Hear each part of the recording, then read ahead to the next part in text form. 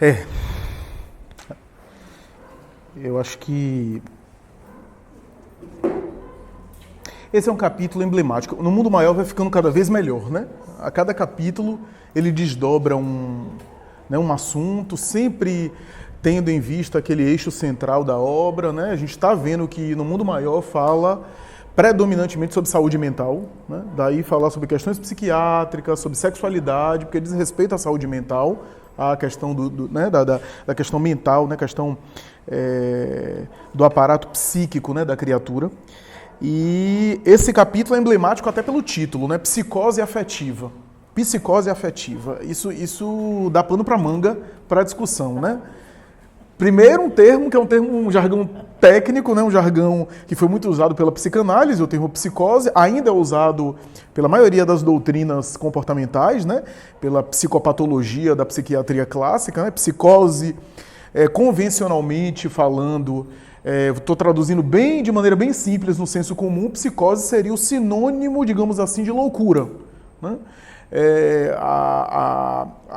A primeira teoria do psiquismo humano estabelecida por Freud, por exemplo, né, dentro da psicanálise, estabelecia a psicose como sendo um rompimento do eu ou do ego com o real.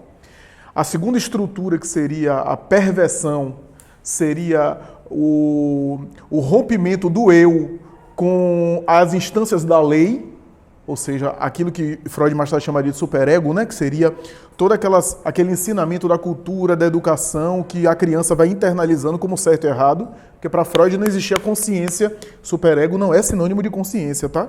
Quando a gente lê a teoria freudiana, superego não é sinônimo de consciência, porque consciência na doutrina espírita é uma lei de Deus em nós. Freud era materialista. Para Freud, essas regras que a criança vai internalizando é fruto de opressão social, de castração familiar, que domestica a fera que existe em nós. Ele era profundamente pessimista em relação à civilização de uma maneira geral, em que pese ele achava que era inevitável essa repressão dos instintos, né? E a perversão seria esse rompimento com a lei, é como se o indivíduo não internalizasse uma lei.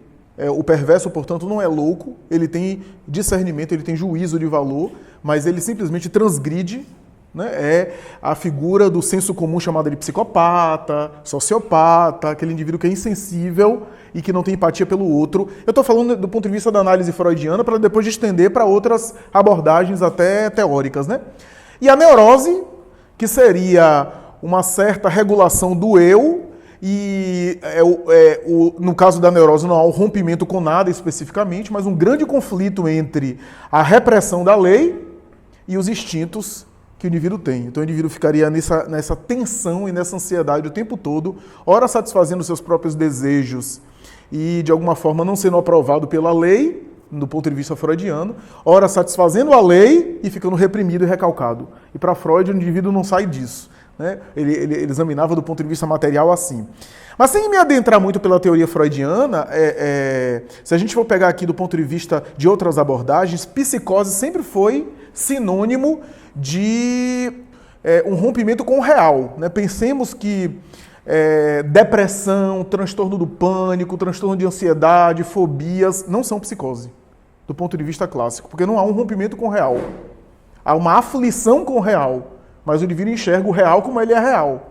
O deprimido, ele enxerga as coisas como elas são, mas enxerga com a cor mais cinza, né? O ansioso continua tendo a conexão com o real, razoavelmente ajustada, mas ele vive com uma certa tensão e com a carga de medo muito grande do inconsciente, porque do ponto de vista clássico, né, convencional, a ansiedade é medo, né? Se eu tenho ansiedade para chegar aqui é porque eu tenho medo de chegar atrasado. Essa é a ideia. A ansiedade sempre é um medo antecipado. E isso é do ponto de vista geral, né, do ponto de vista convencional.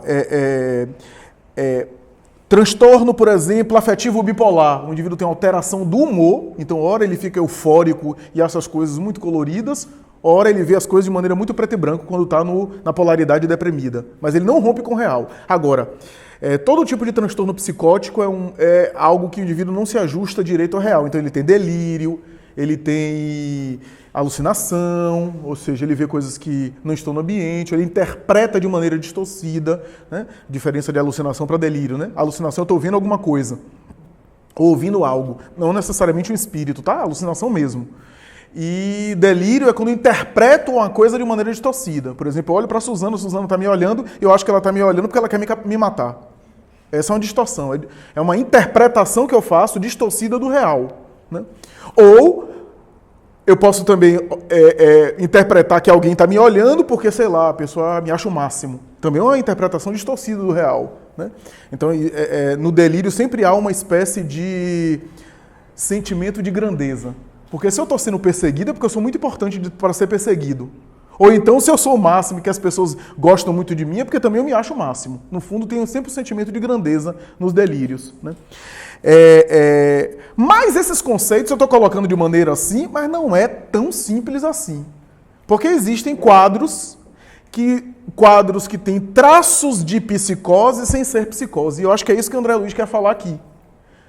O indivíduo, as músicas populares, MPB, as músicas de maneira geral, né, tradicionalmente, né, do senso comum, abordam a questão do apaixonamento, do enamoramento, como uma espécie de febre de alteração psíquica. Né? Tem até uma música, se não me engano, de Paulinho Mosca, que fala um pouco disso, né? Da pessoa ficar alterada por conta do apaixonamento. Né? A pessoa não está no seu estado normal no apaixonamento. Né? E eu acho que se aproxima um pouco da psicose nesse sentido. Né? Só que aqui existe um drama afetivo em função de um apaixonamento, em função de um encantamento. Né? E é interessante porque André Luiz não está trazendo um caso que é único e que é pontual. Ele está trazendo um caso que outras pessoas vivem, outras pessoas experimentam isso. E aqui há desdobramentos. Se eu for falar aqui de todos os desdobramentos, não tem tempo para acabar nunca. Então eu estou só condensando aqui meu discurso dizendo o seguinte. Existiu aqui uma frustração afetiva, né, um encantamento, uma identificação de afeto, até um apaixonamento recíproco, me parece, né, e ao mesmo tempo uma frustração na concretização desse afeto. E essas histórias acontecem muito. Aconteciam no passado, por incrível que pareça, nessa transição planetária acontece até em maior frequência hoje. Primeiro porque hoje os indivíduos têm uma autonomia de uma variabilidade de escolhas afetivas e por incrível que pareça, a possibilidade de divórcio e de separação não necessariamente nos tornou mais felizes. Estou dizendo que no passado era melhor, não estou dizendo isso. Mas eu estou dizendo que o fato de a gente ter escolhas não necessariamente nos tornou mais satisfeitos e mais plenos. Não necessariamente. Né? E no passado, às vezes, as pessoas ficavam infelizes e ficavam vinculadas por conta da indissolubilidade dos vínculos em função de uma tradição aí civil e até religiosa. Hoje existe a possibilidade de rompimento, mas não necessariamente o aspecto da solidão melhorou e em algum nível a gente tem hoje possibilidades imensas. Né? Eu costumo dizer isso, nunca houve tanta facilidade de comunicação e nunca estivemos tão só. Nunca houve tanta solidão. Isso é interessante. E solidão, inclusive no drama afetivo, no drama de relacionamento afetivo conjugal. Por um lado, tem uma questão aí de uma cultura materialista e de uma falta de maturidade. A gente tem uma cultura hoje imatura no sentido de viver a experiência afetiva. Né? A gente tem intolerância, então qualquer coisa separa. E entra no aplicativo e aí conhece outra pessoa, aplicativo de relacionamento. E tem aplicativo para tudo. Né? Tem inúmeras alternativas nesse sentido. Né? Então existe uma certa imaturidade nesse sentido. Né? E a gente vê isso em todos os âmbitos. Né? No âmbito do trabalho, né? Qualquer aborrecimento meu, eu troco e vou para outro trabalho. Eu não quero continuar, não. Eu não estou dizendo que não há casos que precisa realmente romper com aquilo. Né? Como também essa incapacidade, essa intolerância de lidar com determinados atritos inerentes a qualquer relação muito próxima. Qualquer relação próxima, pai, mãe, filho, e também a relação conjugal, tem atritos e tem problemas, tem dor de cabeça. É ilusório pensar que o indivíduo fica casado 50 anos, um concordando com o outro o tempo todo. Isso não existe. Isso não é casamento. Isso não é matrimônio. No mínimo é um acordo de paz, para que cada um fique na sua. Né? Porque relações próximas tendem a atritar, a não ser que sejam dois espíritos puros. Né? Mas se for um espírito puro e um espírito imperfeito, vai ter problema. Porque até o espírito imperfeito vai se sentir tão diminuído diante do espírito puro, porque não se aborrece, é tudo angelical, só eu que me aborreço, só eu que tenho paixões. Até isso vai ter problema. Então, só dois espíritos puros mesmo. Né? Então, é claro que existe, né? Porque nas relações a gente também, em qualquer nível, a gente também amadurece com elas, né? A gente cresce com elas, né? As relações tendem a colocar nossas características para fora de maneira mais acentuada, né? Tanto virtudes quanto vícios e defeitos, né? Então, eu acho que essa é uma questão. Por outro lado, há raízes espirituais para a solidão afetiva, que a gente vai abordar aqui futuramente, né? Há raízes espirituais, demandas também, dimensões espirituais. Eu nunca me esqueço. Esse capítulo me marca porque é mais ou menos 7, 8 anos, eu me lembro de uma paciente em processo de psicoterapia. Paciente na primeira sessão, ela disse assim, eu lhe escolhi, eu nem sabia, porque eu nunca tinha visto ela no meio espírita. Eu lhe escolhi porque você é espírita. Eu sei que você é espírita, eu lhe escolhi para passar por um processo terapêutico com você. É um paciente muito culto, aliás, inclusive tem uma exceção na academia. E ela disse mais ou menos assim, você já leu a obra No Mundo Maior? Eu disse já, mas não me lembrava, né, dos detalhes. Ele disse, você se lembra do caso Antonina? Eu disse, não me lembro. Ele disse, pois é, releia, porque eu sou Antonina. E aí eu fui ler o caso e fui comparar. De fato, tinha muitas semelhanças, algumas coisas que ela passou na vida, né? Tinha algumas diferenças, né? E boa parte da psicoterapia foi trabalhando em cima desse caso, desse capítulo. Então eu me lembro de alguns detalhes, de eu trazer algumas coisas, né? E ela tinha um sobrinho, né? Ela tinha um sobrinho, então ela se via muito, né, no amor que ela tinha pelo sobrinho e o desencanto que ela viveu em determinada situação, né? André Luiz acusa que aqui não estamos diante de apenas alguém, importante dizer, não estamos diante de alguém que se frustrou amorosamente, porque frustração amorosa todo mundo passa. Ele já no início do capítulo examina a mente dela e diz a mente acusava extremo desequilíbrio que se estendia a todos os centros vitais do campo fisiológico. Então não era apenas um luto afetivo, porque luto afetivo, até Ivone Pereira experimentou uma frustração, né? Conta ela, né? Porque queria muito se consociar e viveu uma experiência quase de um enamoramento com alguém e depois a decepção, né? Mas aqui a gente tem uma situação em que houve realmente uma identificação, uma aproximação. André Luiz não deixa claro se houve realmente um envolvimento de fato ou não. Não ficou claro para mim se houve. Me parece, a princípio, que houve um contato próximo, não necessariamente sexual, mas houve um contato próximo, né? Uma espécie de declaração, talvez, de sentimento recíproco e assim por diante, né? Me parece que o rapaz, o próprio sujeito, me parece que ainda era... apesar de todas as características respeitáveis, aí era um sujeito onde tinha suas questões a vencer, né? Suas limitações. Eu não estou nem julgando ele, porque assim, tinha o seu lado humano, né? Então, além de se desinteressar fisicamente por ela, André Luiz coloca aqui, né, dela não lhe atender no sentido da aparência física, ele coloca mais ou menos nesses termos. Além disso, tinha ambição financeira, agora como médico, uma certa ingratidão, porque ela ajudou muito ele no início, e agora se volta para uma outra pessoa com quem ele podia dividir um patrimônio, porque tinha também poder financeiro, e relegou-a ao desprezo, né, nesse sentido, tratou inclusive ela secamente, o que de alguma forma também dá responsabilidade para ele, porque nós somos responsáveis por isso. Eu não tenho responsabilidade se, por exemplo, alguém se encanta por mim, mas eu tenho responsabilidade se eu seduzo essa pessoa e depois deixo essa pessoa lá e vou adiante. Se eu prometo, se eu envolvo essa pessoa de expectativa, o suicídio dela ia cair também na conta dele. Claro, a gente não é responsável pelo suicídio do outro absolutamente, né? Porque a gente não tem o livre-arbítrio do outro, né?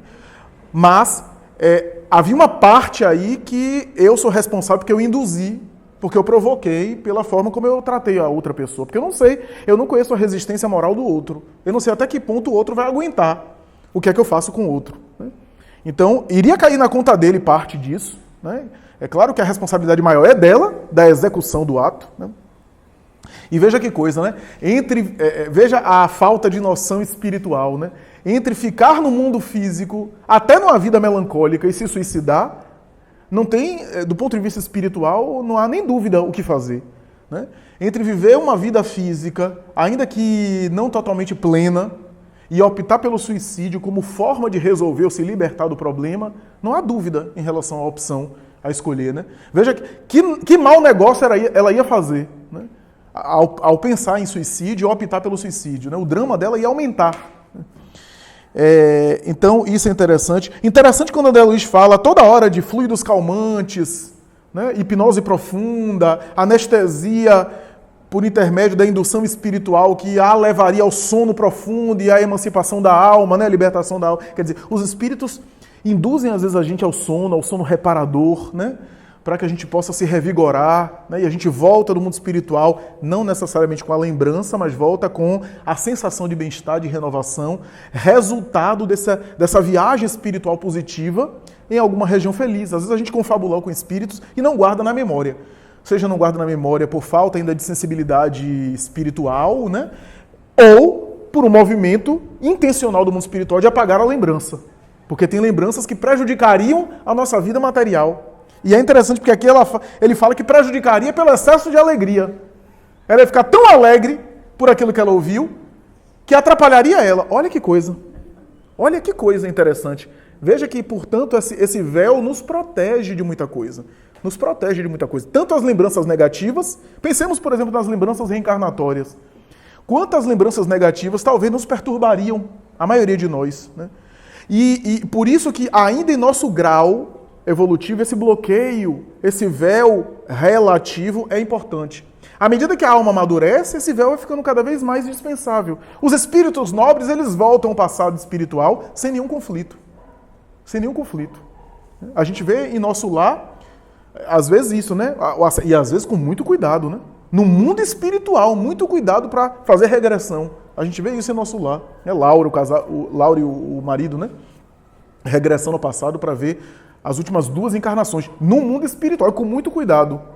Porque não eram espíritos tão superiores assim e poderiam se perturbar com as lembranças. Imagine, tem muita coisa, né? Inclusive no sentido de a gente ter a liberdade, a dignidade de reparar os nossos débitos de uma maneira tranquila. De uma maneira tranquila e de uma maneira com dignidade. Não, apesar do espírito inferior e da nossa mentalidade dizer, poxa, porque eu esqueci o passado, eu poderia me lembrar que seria muito mais fácil. Em tese, a gente pensa assim de maneira geral, mas não necessariamente. Não necessariamente. E talvez a gente não evoluiria conforme é esperado. Dá um exemplo bem grosseiro, bem banal, até porque cada caso é um caso, mas imagine, por exemplo, que, sei lá, vou dar um exemplo meu. Imagine meu filho. Imagine que o filho que eu tenho hoje foi alguém que eu matei no passado. Então, imagine eu sabendo. Aí quando eu vou com ele, por exemplo, ao lugar, ele dá um chilique e cai no chão, eu vou dizer, não, mas eu matei ele, deixa ele assim, coitadinho. Então eu não vou nem educar ele, porque eu vou me sentir tão culpado que eu vou querer ceder demais. Afinal, eu tirei a vida dele, então deixa. Eu não teria dignidade para reparar o mal. Através da educação, do rigor, porque também é uma forma de amor, né? Eu ia passar muita mão pela cabeça por conta de um sentimento de culpa. Ou o contrário. Se eu soubesse que ele tenha feito muito mal a mim, imagine como é que eu me portaria com ele. Né? Como alguém que ele está devendo favor.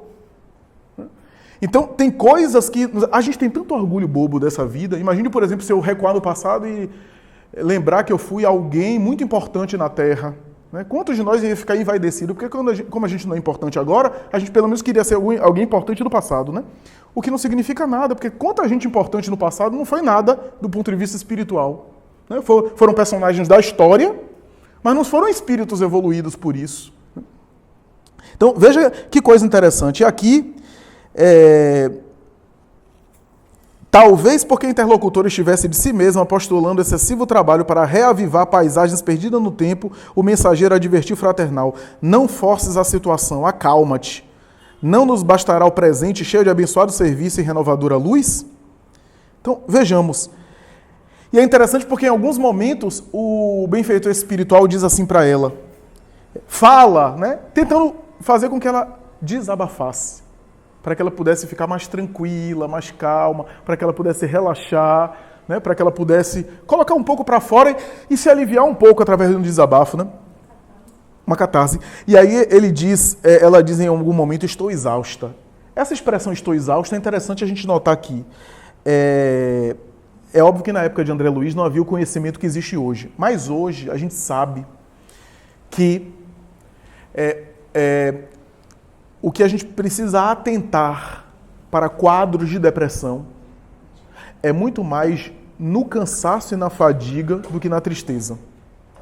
Isso é uma coisa importante para dizer. Hoje, os profissionais de saúde, de maneira geral, estão observando a fadiga do paciente e não necessariamente a tristeza, porque eu posso não estar deprimido e ficar triste. Em que pese todo deprimido, em algum momento fica triste, nem toda pessoa triste fica deprimida, ou está deprimida. E nem toda pessoa que está deprimida tem consciência que fica triste, ou às vezes a tristeza é algo mais inconsciente. A pessoa está trabalhando, a pessoa está tendo sua vida, está ativa laboralmente falando, mas toda pessoa deprimida está com a fadiga além da conta, está com cansaço. Aquilo que ela faz convencionalmente, agora ela faz e exige muito mais dela, ela chega em casa com o corpo quebrado, como se tivesse tomado uma surra. Por isso que hoje a gente diz que depressão não é contrário de alegria. Depressão é contrário de energia. O deprimido sempre tem falta de energia, falta de disposição. Não necessariamente ele fica triste. Então, o estou exausta aqui é uma sugestão de André Luiz de dizer que ela está com um quadro aí emocional, um quadro de esgotamento psíquico. Então isso é interessante, né? E é interessante como o mundo espiritual vê algumas coisas, né? Chega para ela e diz: no entanto, querida, é da vontade superior que recebas, por enquanto, as vantagens que podem ser encontradas na solidão. As vantagens que podem ser encontradas na solidão. O mundo espiritual vê as coisas de maneira diferente. Quantos de nós nos complicamos quando temos recursos de qualquer natureza, seja financeiro, seja de poder, seja afetivo? E quantas vezes a limitação de algum recurso desse não é a forma do indivíduo amadurecer emocionalmente, crescer emocionalmente. Então isso é interessante. E fazia sentido para ela, porque era uma informação de alguém querido espiritualmente, que tinha uma certa ascendência espiritual sobre ela, uma certa autoridade espiritual sobre ela, portanto, tocava o coração dela aquelas informações, sensibilizava a alma dela, porque aquele espírito tinha uma autoridade sobre ela. E também porque aquilo era colocado de uma maneira a dizer: olhe, não é à toa que você está passando por isso. Tenha calma. Tenha calma. Eu me lembro que Zilda Gama, por exemplo, experimentou algo muito parecido, a notável médium, a maior médium do seu tempo, né? Ela antecedeu Chico Xavier. E Zilda Gama, ela passou por uma situação dessa quando ela estava noiva, numa época que era uma época muito mais conservadora, né? E muito tradicional, né? Às portas do casamento, a sua irmã, uma irmã, aliás, única que ela tinha, desencarnou com o marido no acidente, deixando os 5 filhos. E havia aquela ideia, como tem a madrinha, né, que na falta dos pais, ou o padrinho que assume, ela era a única irmã, então ela teve que assumir os filhos. O noivo pediu para ela para botar no lar de crianças, né, para jogar no orfanato, numa casa de misericórdia. E ela disse que não, e aí eles romperam por causa disso, né? E com 5 crianças, numa cultura bastante tradicional, né, final do século XIX, começo do século XX, ela não teve a oportunidade mais de viver o matrimônio, né, cuidando dos sobrinhos, né? Se tornou a notável médium que foi, né? Claro que no caso dela havia também uma opção ali, ou talvez até não opção, porque para um espírito maduro não tinha escolha ali, né? Não havia escolha, né? Para um espírito daquele já não havia muito o que escolher, né? Só havia um caminho, né? Então interessante isso, interessante que ele diz também: existências se verificam aparentemente isoladas e desditosas nas culminâncias da meditação e da renúncia, a cuja luz nos preparamos para novas jornadas santificadoras.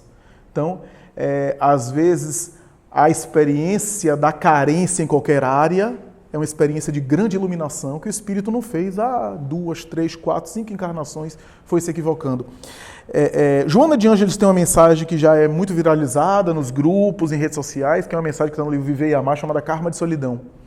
E ela ilustra essa mensagem dizendo que da mesma forma que no recurso financeiro, no poder, na saúde física, tudo que eu excedo e que eu desperdiço pode me fazer falta futuramente, e eu volto em regime de carência, na experiência amorosa também. Eu posso me utilizar mal das relações afetivas, destruir muitos corações e voltar com karma de solidão. E ela explica o que é esse karma de solidão. O karma de solidão, na conceituação de Joana, é o seguinte: eu trago uma culpa inconsciente, qual um ímã que me repele para determinadas experiências afetivas e me atrai para outras experiências afetivas, experiências essas que não são experiências substanciais e significativas. Em outras palavras, e no mundo de hoje é muito claro entender isso. Eu encontro parceiro para sexo, mas não encontro parceiro para uma comunhão de afetividade e de relação constante. Até porque sexo é a coisa mais fácil hoje em dia de encontrar, de conseguir. Então ela escreve, ela destaca esses elementos espirituais. E é interessante a gente pensar, né, nesse conceito de Joana. O que não significa dizer, a mensagem é para Divaldo, né, como as mensagens de Joana são para Divaldo. Divaldo já disse isso em público, aquela mensagem na juventude dele fez muito bem a ele. O que significa dizer que nem sempre a gente sabe da nossa programação espiritual. Para a gente não sair por aí nem estabelecendo diagnóstico para o outro, nem para nós mesmos. Né? Porque aqui foi o Márcio que disse a ela. Não foi ela que disse assim, não, agora minha experiência de solidão, não vou querer arranjar ninguém porque está na minha prova. A gente não sabe das nossas provas. Né? Agora, aquilo que está acima do nosso controle e que acontece ou que não acontece, é indício de prova ou de experiência, né? De desafio. Então, é interessante isso. É interessante pensar o seguinte, tem um trecho que me fez refletir aqui, né? Ele diz assim, a mulher digna e generosa, excelsa e cristã, ouvida o mal e ama sempre, né? Por um lado, algumas expressões de André Luiz e até do Emmanuel falam sobre a mulher cristã, a mulher digna, né? E que gera até umas reações, assim, ao meu ver, até injustas, né? Como se o conselho fosse só para a mulher. Ora, em alguns momentos ele fala do homem, né? Do homem no sentido humano, né? E aí também há reações de dizer assim, que discurso machista é esse? Aí quando fala da mulher, também existe um discurso extremista de dizer assim, não, só está falando que é a mulher que tem que ser cristã, o homem não? Não, é porque aqui o conselho é para a Antonina, e a Antonina é mulher. Então, porque às vezes existem uns exageros nesse sentido, né? Tem uma mensagem de O Consolador, de Emmanuel, que Emmanuel fala sobre a mulher cristã no lar. Né? O que houve de espírita criticando essa mensagem, né, da importância da oração, que a mulher no lar, orando, é um sustentáculo. Não é porque o homem não deve orar, não, mas naquele momento ele estava fazendo uma abordagem para o sujeito feminino. Então, e é interessante porque em determinado momento, quando fala sobre a vibração e a irradiação, os passos que são feitos nela, né? Encéfalo, tórax e órgãos feminis. Ou seja, dando a entender que ela estava destrambelhada do ponto de vista genésico. Que, portanto, a desorganização afetiva dela também tinha uma dinâmica sexual. Tanto é que no discurso do instrutor ele toca no assunto. Em alguns momentos ele vai dizer, veja bem, o seu sofrimento também não se deriva de uma paixão exacerbada? Não se trata também de uma sede incontrolável de sexo e não necessariamente de um amor puro? Ele fala isso de outras formas. Né? Porque o amor puro vai optar por suicidar-se? Não me parece ser por amor isso. Parece ser por paixão e por capricho não realizado. Ainda que doa, ninguém é de matéria plástica e de ferro. Ainda que doa a pessoa se identificar com alguém e não poder consumar aquela experiência afetiva. Mas, daí a pessoa optar pelo suicídio, já sai um pouco da normalidade mental, né, da saúde. E é interessante que André Luiz coloca em alguns momentos isso aqui, né? Cadê? Choras porquanto esperavas encontrar em sua companhia algo da divina presença que traria serenidade às tuas angustiosas esperanças de mulher delicada e sensível. As inquietações do sexo tomaram vulto na intimidade do teu santuário e padeces longo assédio de tribulações. Mas dá-se-á que presumas no sexo a fonte exclusiva do amor? Serás também vítima desse fatal engano? O amor é sol divino, a irradiar-se através de todas as magnificências da alma. Ou seja, o instrutor está dizendo o seguinte, olhe, cuidado, porque nem tudo é amor. Às vezes o que você está queixando de sofrer é só o desejo não atendido, o desejo do sexo não atendido. Então, eu me lembro de Divaldo, certa vez eu participava de seminário, vou lembrar aqui o lançamento que foi. Se não me falha a memória, foi em 97 ou 98. Eu sei que tinha gente que estava em outra encarnação nessa época, mas ele estava lançando o livro Amor, Imbatível Amor, que foi um seminário sensacional. Um seminário porque a obra Amor, Imbatível Amor de Joana fala muito dessas relações amorosas, né, da vivência do amor e do sexo. E aí houve alguém que perguntou para ele, né, na parte de perguntas e respostas, a respeito de um drama, e perguntou para ele se não era possível, que a pessoa estava sofrendo muito, e se não era possível amar duas pessoas ao mesmo tempo. E Divaldo respondeu, claro, é óbvio que é. Agora isso não significa que você vai fazer sexo com as duas ao mesmo tempo. Você pode amar as duas. Mas para aquela com quem talvez, para aquela ou para aquele, né, para aquela pessoa com quem você tenha já um compromisso estabelecido, o ideal seria que você respeitasse e que você estabelecesse, se você ama realmente aquele outro coração, que você transfira aquilo para uma outra oportunidade, se for realmente um amor legítimo, e que você transmute aquilo numa grande amizade, num afeto de amizade, que você consiga substituir. Então, é interessante esse comentário, né? Porque eu acho que esse discurso aqui do instrutor, resumindo muito, porque é um discurso muito rico, psicose afetiva é um capítulo muito rico, mas eu acho que o discurso aqui do instrutor é mais ou menos o seguinte: o nosso amor, o amor que a gente vive aqui no plano físico, ainda é um rascunho muito pálido do amor que a gente um dia vai aprender a viver. Não é à toa que muitos momentos da obra de André Luiz ele volta nesse ponto. Lembra da mãe dele? Meu filho, você está chorando para mim aqui e eu estou angustiada porque você fica se queixando para mim. Porque aí meu sentimento materno terreno, olha que o amor de mãe é um amor forte. O meu sentimento de mãe terrena volta e eclode. E eu quero pegar você no colo, botar você no colo, te proteger em relação ao resto do mundo. Só que aqui eu estou aprendendo um amor ainda maior. Você não é o único filho que chora a saudade da mãe. E eu não sou a única mãe que sente falta do próprio filho.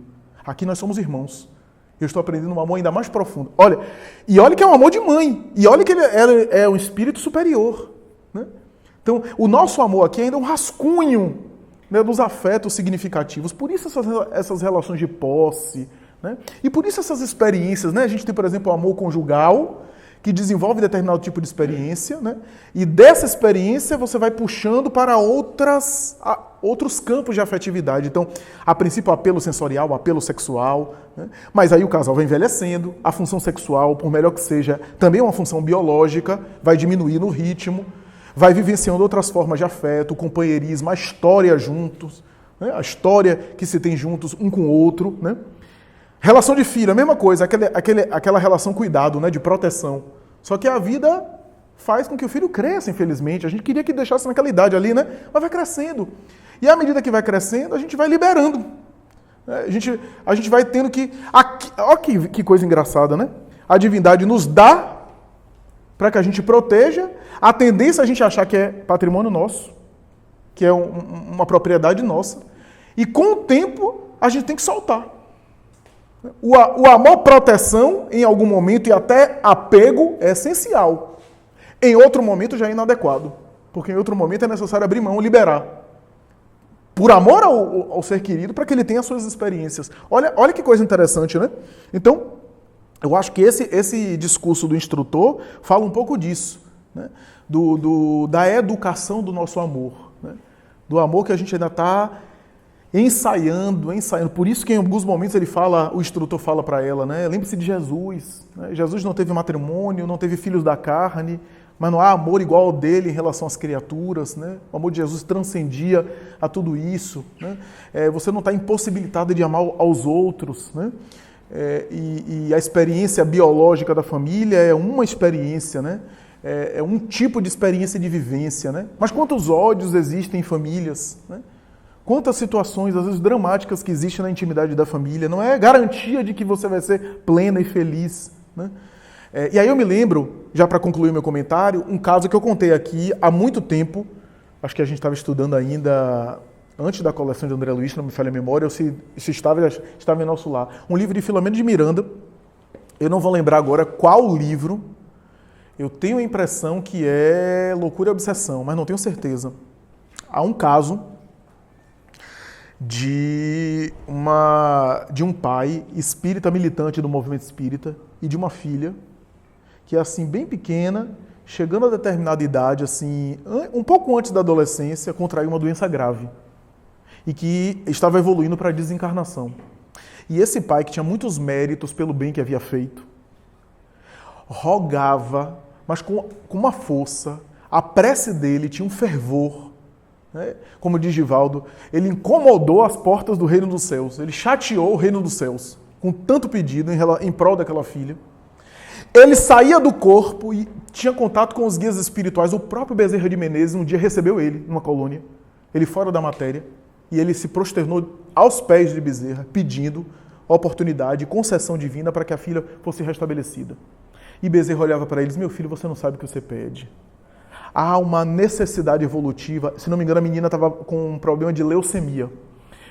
Há uma necessidade evolutiva. Eu sei que o drama é doloroso, mas o prisma espiritual é outro.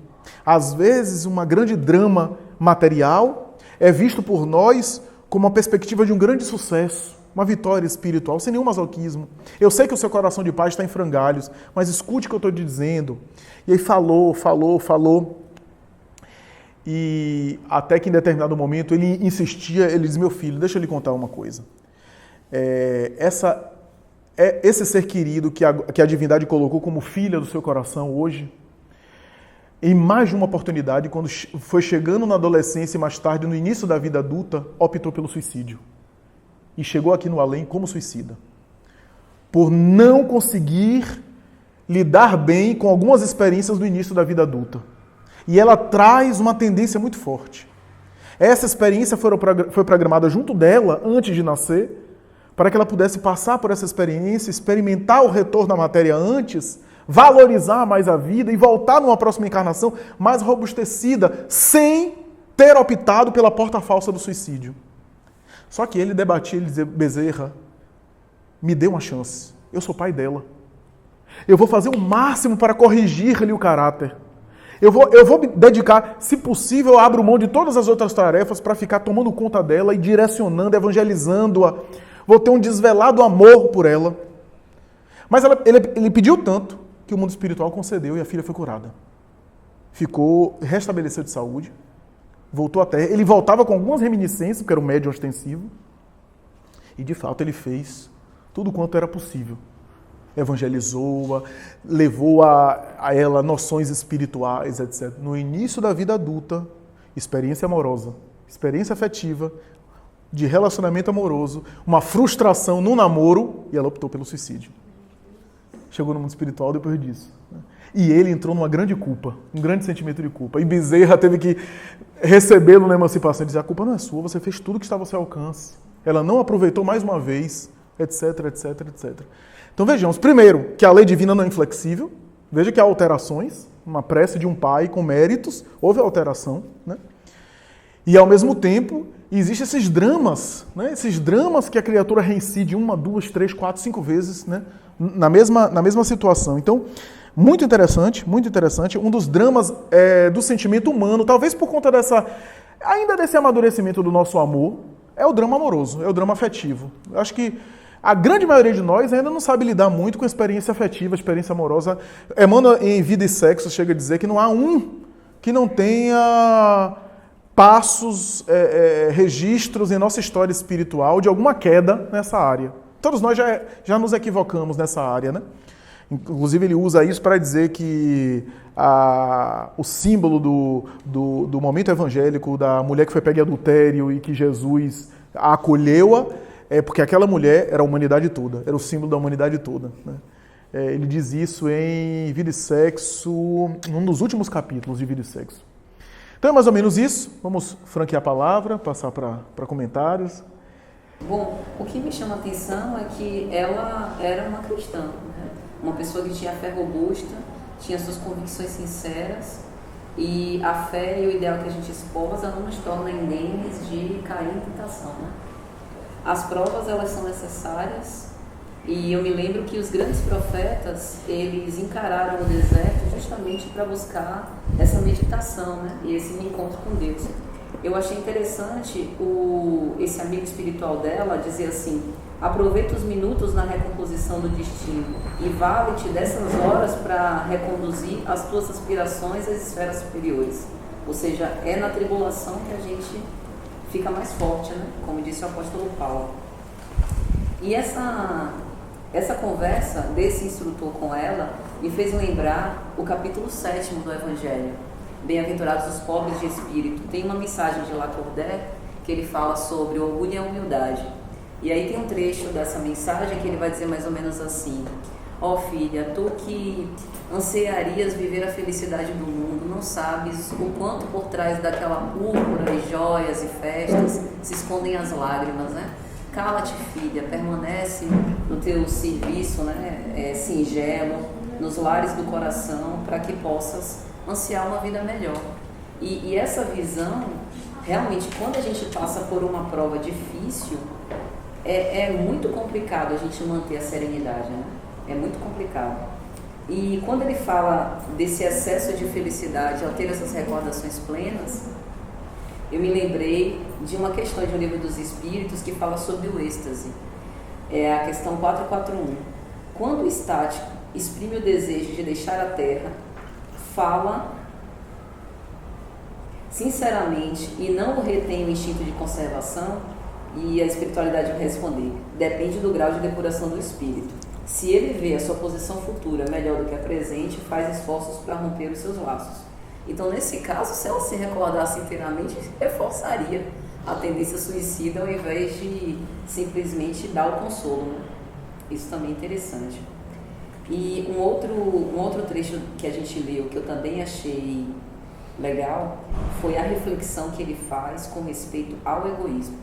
Porque há uma leitura aqui, em geral, a gente tende a se compadecer pela menina, né, que foi enganada, porque o cara provavelmente deu falsas esperanças em algum momento, e ela, coitadinha, renunciou a vida toda, né, numa vida de abnegação em relação ao rapaz. Mas uma verdadeira vida de abnegação e renúncia é esperar algo em troca. Isso é uma coisa que a gente pode pensar, né?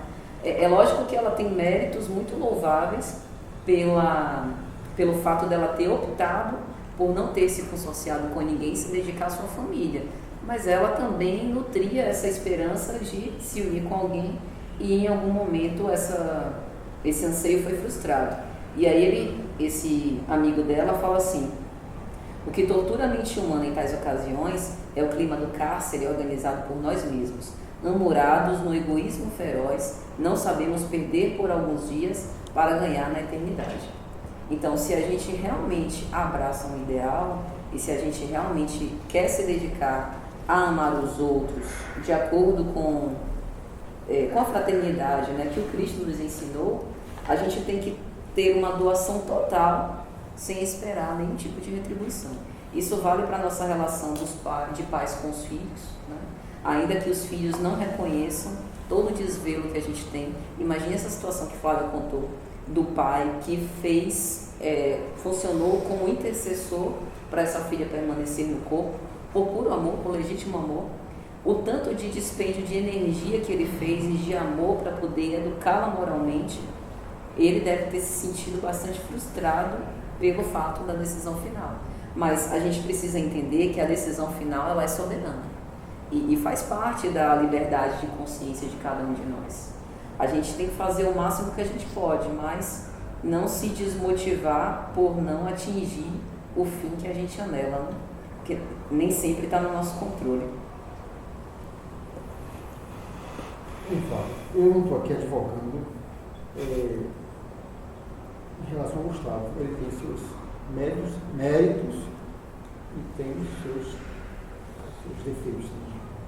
Mas também não estou condenando a Toninho. Só que, eu li várias vezes esse trecho, você vê bem aqui, ele fala assim, identificavam-se pela idade, pela comunhão de ideias e de sentimentos.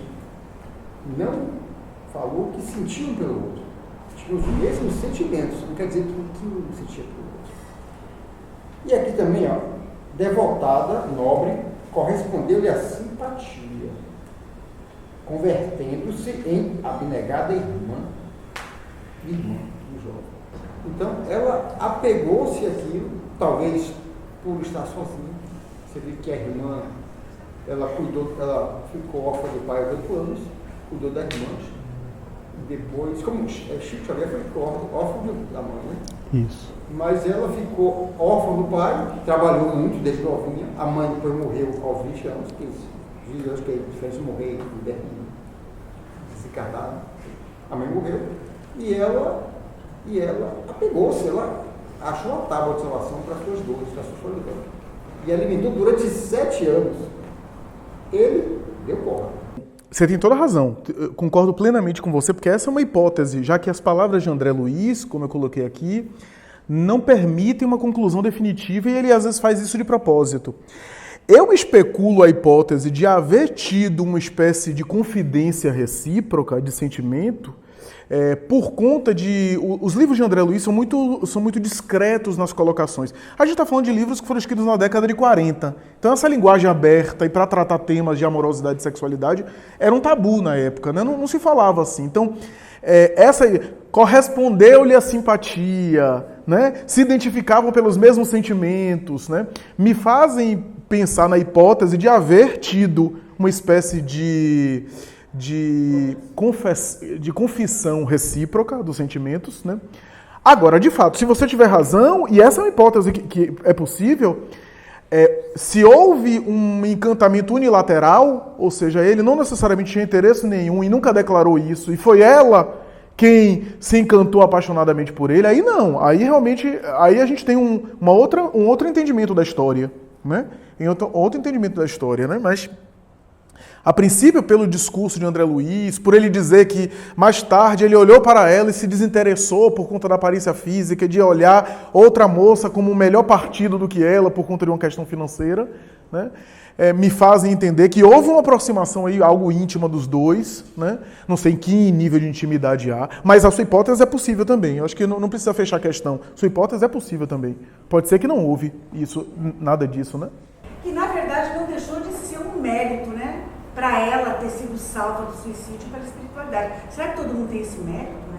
Comumente, independente de mérito ou demérito, os espíritos tentam nos ajudar, né? No caso em pauta, eu acho que houve um sucesso, além de houve um sucesso por conta de toda a estratégia do mundo espiritual, né, de conseguir tocar o coração dela, ela também, por uma série de fatores, né, complexos, se permitiu se abrir psiquicamente para receber ajuda, né? Porque às vezes o mundo espiritual está ajudando e a gente nem percebe, né? Se fecha. Ela falou de prisão, né? E tem o pior do que a própria prisão, né? A prisão lancela, a prisão exterior, que muitas vezes o indivíduo está prisionado no seu próprio corpo, né? Então aí é um negócio mais agravante ainda, né? Quando o indivíduo está em todas as consciências, mas o corpo não reage, e ele passa não sei quanto tempo para ter fazer essa catarse interior, essa reflexão por muitas questões. A questão da afetividade, assim, eu percebo que ela permeia todas as áreas, né? A afetividade é a base de todos os processos. Se a gente for ler as obras de André Luiz todas, Emmanuel e todas as obras que a gente for ler, tudo tem questões afetivas, né?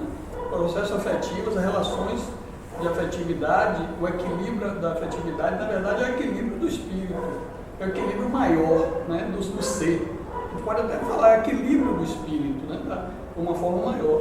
Até porque todas as outras questões, ela tem uma interferência direta na afetividade. Por exemplo, se a pessoa não tem um equilíbrio com o afetivo, ela não tem uma relação boa com o poder. Né? O poder, ela está desagregada em relação a um processo afetivo. Ele tem aquela história de Hitler, né, em relação ao poder, porque ele não teve uma relação né, afetiva com a mulher, não tem essa história, tem uma coisa né, que fala aí, que tem até uma questão sexual muito mal resolvida. E tudo na nossa vida. Né? Então, os processos afetivos. E eu acho o seguinte, que todos nós temos uma como é que chama o título? Psicose afetiva. Uma psicose afetiva, né? Em graus diferenciados, né? A psicose, porque nós somos doentes do espírito. Nós não estamos, né? A Terra, voltando a Kardec, né? A Terra não é um lugar de condição, de divertimento, é um hospital, né? Então a gente tem que ver o mundo até como hospital. Se somos doentes do espírito, isso é a questão afetiva, é a questão do espírito, nós temos nossos problemas. Né? Alguns com maior, outros menor. Agora também não significa que quem tem um problema menor afetivo é superior a quem tem um maior. Às vezes as condições, né? A questão das condições, né? As condições não nos levou a refletir que nós somos. Então, quem sabe se eu tivesse contato com alguém do passado que não reencarnou e, né, instalasse aqueles processos doentios dentro do meu ser, né, que essa pessoa não apareceu, porque eu não estou preparado para esse resgate, essa provação ainda. Porque nós sabemos que a vida, né, ela é muito interessante, né, nos respeita o nosso momento. E outra coisa que eu queria falar era a questão dessa convivência com o passado. Eu estava lembrando da música Cazuza, né? O museu de grandes novidades, né? O passado, o futuro repetir o passado. E realmente o nosso passado está presente em nós. Quando o Flávio falou assim, já pensou se nós tivéssemos consciência de que nós fazemos, nós não conseguíamos nem educar o filho, porque teríamos sentimento de culpa, mas na verdade já acontece isso, sem a lembrança do fato, mas aquela necessidade de dar tudo, aquilo já está refletindo no passado, né? Ou o oposto, né? Não quero, tem que se virar, porque eu fui assim, você tem que se virar, também tem alguma questão afetiva aí mal resolvida lá atrás, que está refletindo, porque o fato em si não é importante para você, né? É importante compreender, o fato em si não é importante, mas os sentimentos que está refletindo todas aquelas coisas do passado em relação a todos nós, né? Então vamos dizer assim que todos nós, um exemplo, nós tivemos relações passadas e a depender da minha vida lá atrás, eu tenho mais aproximação, mais repulsa a um e outro, né? E isso está muito presente emocionalmente, psicamente, fluidicamente, energeticamente, está muito presente. E nós que somos espíritas, a gente tem que vivenciar isso, né? Porque isso aí o tempo todo está, né? Nos remete a essas questões, né? A visão, que o Peixinho fala muito nisso, né? Temos que viver como espírito, né? Pensar como espírito, viver com essa percepção extrafísica, o que está acontecendo, o que você veio, o que você sente naquele momento, aquela repulsa ou aquela atração, perceba você com o espírito e aquela pessoa, por que isso? Que momento que você está aí? E para que você está nesse momento, nesse processo com essa pessoa? Faça essa reflexão, porque aí você vai compreender melhor a sua missão aqui na Terra.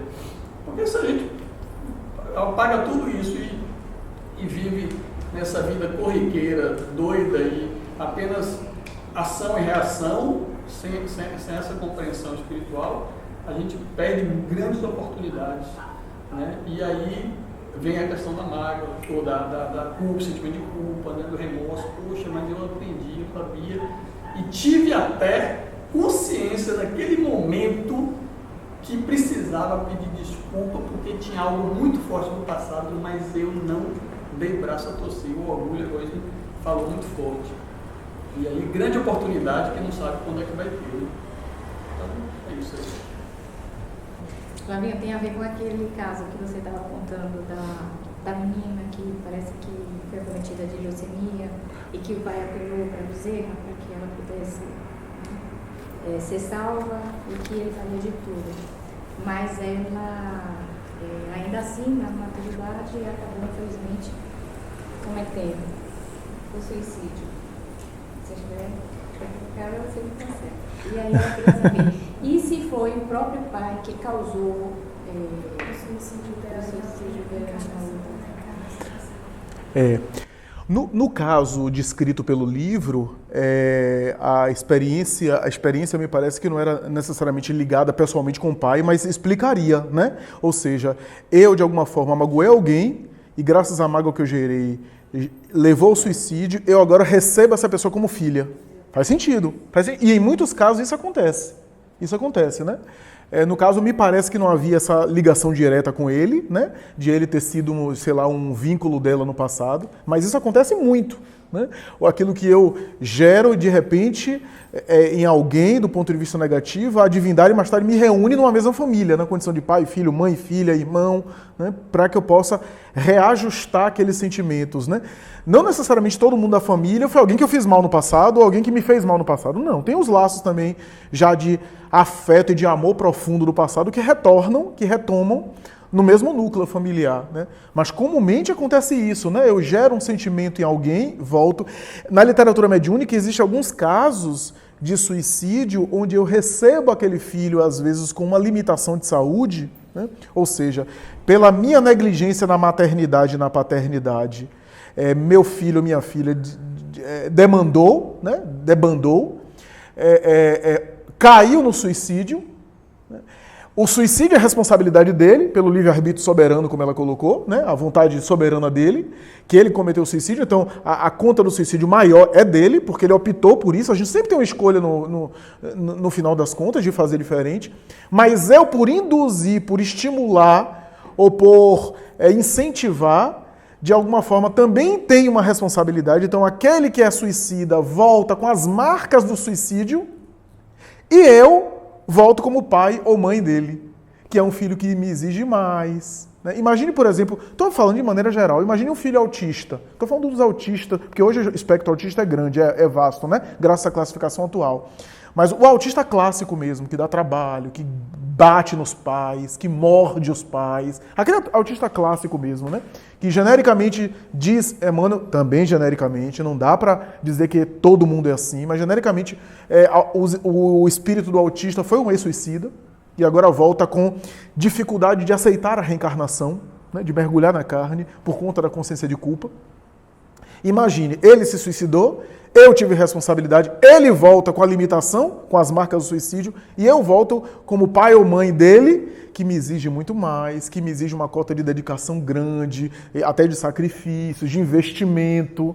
Essa é a minha reabilitação. Ele se reabilita e eu também, junto dele, né? Então, a lei divina une e reúne essas situações, essas coisas, né?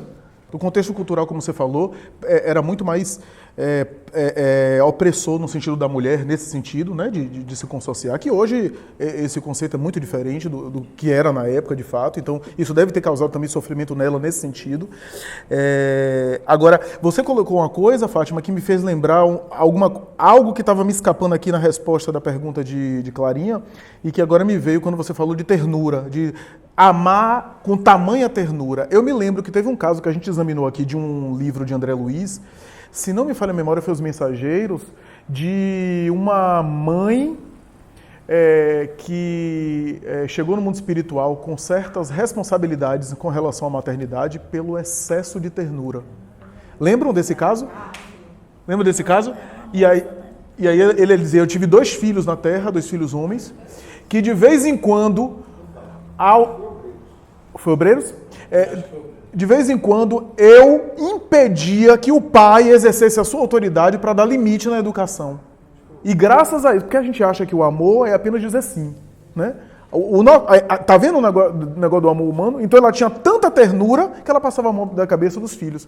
Só que os filhos, por conta dessa educação muito permissiva, caíram na embriaguez, no excesso, nos vícios de toda sorte, depredaram inclusive parte do patrimônio paterno, eles desencarnaram e ela era responsável espiritual por aquilo. Né? Veja, excesso, ela se sentia culpada pelo excesso de ternura. Ia reencarnar com os 2 filhos, que voltariam na demência, com problemas mentais, por conta do excesso que viveram uma vida muito excessiva, né? De paixões de toda sorte, de promiscuidade. Voltaria com ela e ela como mãe deles. Ou seja, agora com filhos limitados, né? Não eram suicidas, no sentido do suicídio direto. Assim, eu vi o problema do suicídio, que chamou bastante atenção, que o capítulo é bem focado para essa parte da ajuda que ele pôde dar ao suicídio. E aí eu fui refletir assim, Flávia, quantas pessoas se suicidam, né? E deve haver também essa ajuda, porque essa tentativa de ajuda que ele não consegue absorver, né? Porque ele aqui, talvez, porque a influência desse Márcio foi assim, total, em relação a ela. Porque a mãe pouco, apesar de mostrar amor, tudo, mas quem deu os conceitos de tudo, quem trabalhou sobre todo de angústia, sobre o problema da caridade, o problema dela olhar o lado da adoção, de tudo isso, foi Márcio que conseguiu fazer envolver ela e influenciar para a mudança do sentimento dela. Aí a gente vai dizer por quê? Porque ele disse que é um espírito ligado a século. Talvez é por isso, por já ter séculos e séculos ligado, que ele tenha tido esse poder de influenciar tão bem ela, porque ela absorveu tudo o que ele falou. E não, em nenhum momento ela personajou, nem deixou de ouvir, de se entregar para absorver, né? E outras pessoas que a gente vê tanto suicídio diariamente e não. Eu acredito que sempre que haja, deve ter alguma ajuda e a pessoa não consegue captar, né?